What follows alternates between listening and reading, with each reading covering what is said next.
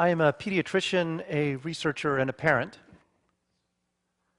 Now, we know from decades of research that too little stimulation early on is bad for brain development. I show you here 2 PET scans. Now, PET scans are measures of brain function. The brighter colors show more brain activity. And on the left is a PET scan of a normal kindergartner.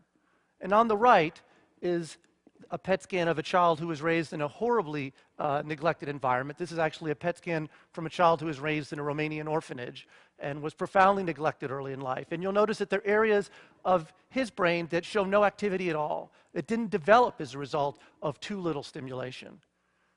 Now, this is a horrific example of too little stimulation and the untoward consequences of it. But the question we've had in our lab for some time is, what about too much?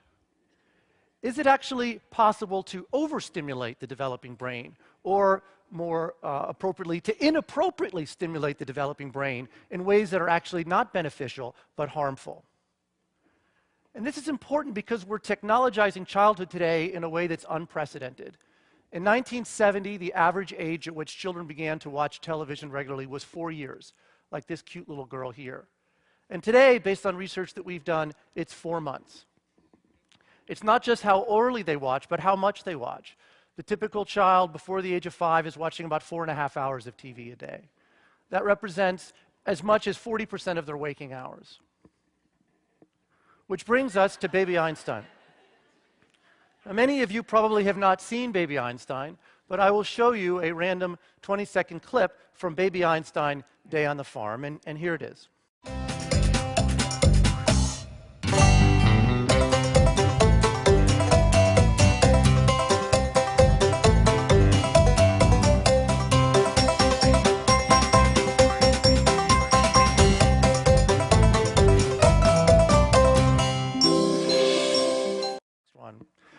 In that 20-second clip, there were 7 scene changes, about 1 every 3 seconds. It's about the most exhausting day on the farm since John Steinbeck's Grapes of Wrath. And of course, it's nothing like being on a real farm, right? Adults watching this find it discombobulating because your mind is trying to make a coherent narrative out of this, and there is no coherent narrative. It jumps all over the place. But babies aren't trying to make a coherent narrative out of it. They're not capable of doing that. It's all of that screen change, all of that stimulation that's keeping them actually engaged in the screen.